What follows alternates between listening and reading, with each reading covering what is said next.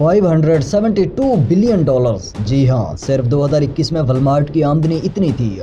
लेकिन क्या आप जानते हैं कि इस अजीम सल्तनत की बुनियाद एक ऐसे शख्स ने रखी थी जिसे लोग एक गरीब किसान कहते थे, जिसे बताया गया कि तुम परचून के कारोबार के लिए नहीं बने, मगर उसने हार मानने की बजाय एक छोटा सा स्टोर खोला और वही स्टोर आज दुनिया की सबसे बड़ी रिटेल एम्पायर बन चुका है।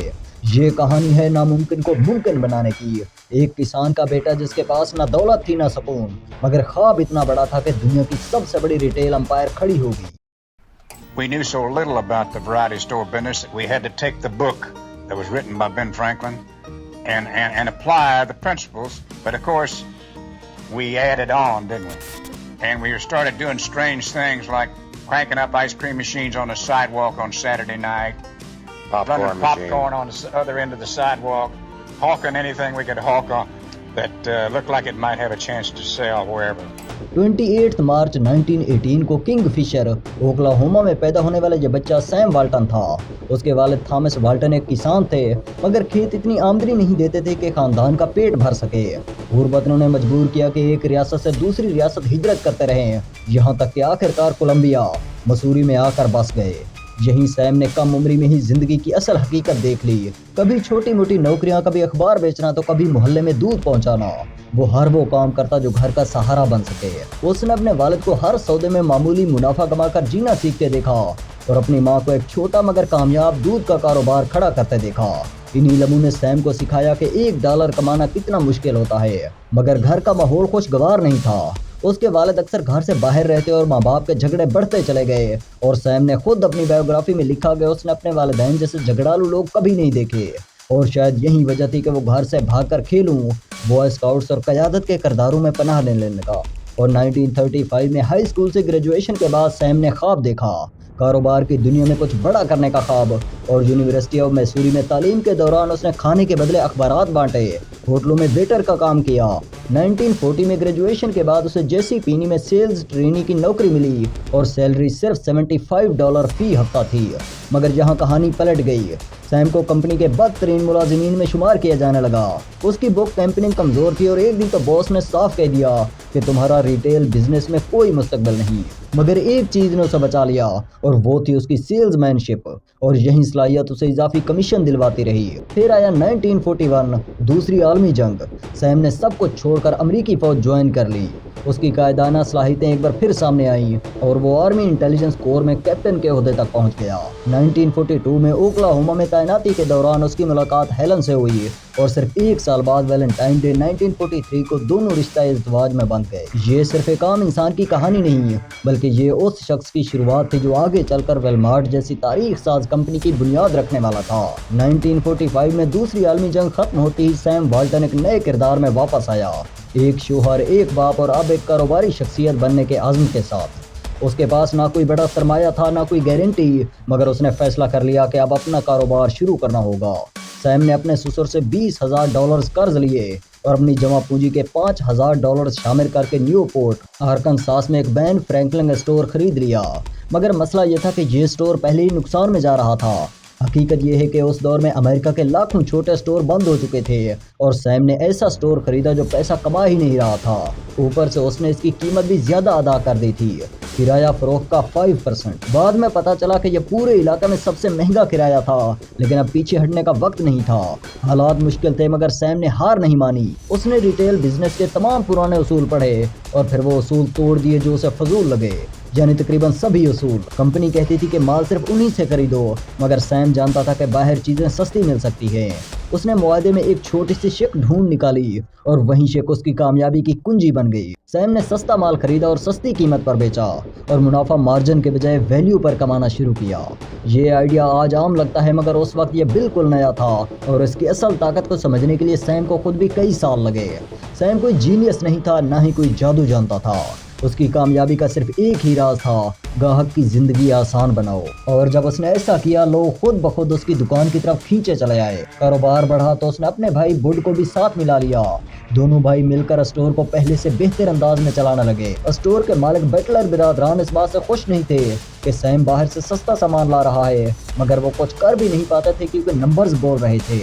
پہلے سال فروخت 45% بڑھ کر $105,000 تک پہنچ گئی۔ اگلے سال یہ $140,000 ہو گئی اور تیسرے سال مزید 25% اضافہ، فروخت $175,000 تک جا پہنچی۔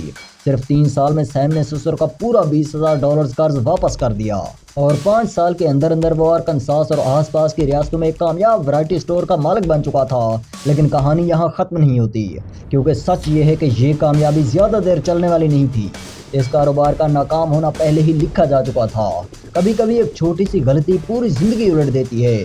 جب سیم والٹن نے 1945 میں اپنے اسٹور کے لیے لیز پر دستخط کیے تو ایک ایسی بات نظر سے رہ گئی جس کی قیمت اسے سب کو چکا کر دینی پڑی۔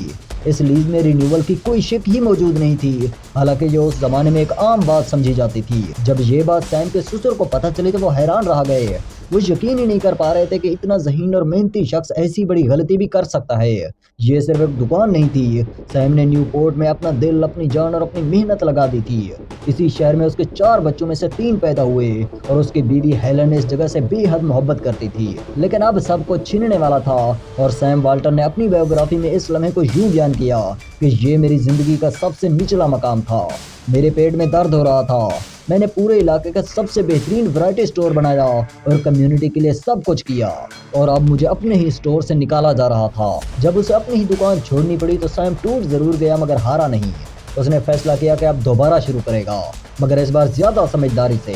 کئی جگہوں پر نظر ڈالی مگر دل کہیں نہ لگا، اور پھر آخرکار ایک چھوٹے سے قصبے بینٹن ویل، آرکنساس میں اسے موقع نظر آیا۔ 1950 کے موسم گرما میں سیم نے اپنی دوسری دکان کھولی اور نام رکھا ویلٹن 5 اینڈ ڈائم۔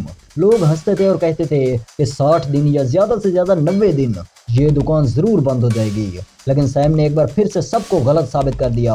اس قصبے میں پہلی 2 ورائٹی اسٹور موجود تھی، مگر کوئی بھی والٹن جیسی کم قیمت دینے کو تیار نہیں تھا، اور پھر جیسے ہی دکان کھلی بینٹن ویل کے لوگوں کی زندگی بدلنے لگی۔ سستا سامان، صاف دکان اور خوش اخلاق رویہ، اور اسی وجہ سے لوگ بار بار آنے لگے۔ 1950 کی دہائی میں جب امریکہ معاشی دباؤ سے گزر رہا تھا، سیم نے اسی مشکل کو اپنا ہتھیار بنا لیا۔ اس نے اخراجات کم کیے، چیزوں کی قیمتیں نیچے رکھی اور گاہک کو ہمیشہ پہلے نمبر پر رکھا۔ اس نے ایک اور انوکھا فیصلہ کیا، کم ملازمین مگر خود سروس کا نظام۔ گاہک خود چیزیں اٹھاتے اور دکان تیزی سے چلنے لگی۔ نتیجہ صرف 1 سال سے بھی کم وقت میں آمدنی 3 گنا ہو گئی اور اگلے چند سالوں میں ایک کے بعد ایک دکان کھلتی چلی گئی۔ 1950 کے آخر تک سیم والٹن 15 اسٹورز کا مالک بن چکا تھا اور سب اسٹورز منافع میں تھے، مگر سیم یہاں رکنے والا نہیں تھا۔ اب وہ بالکل نئی حکمت عملی بنانے جا رہا تھا، ایسی حکمت عملی جو ریٹیل کی دنیا ہمیشہ کے لیے بدل دے گی۔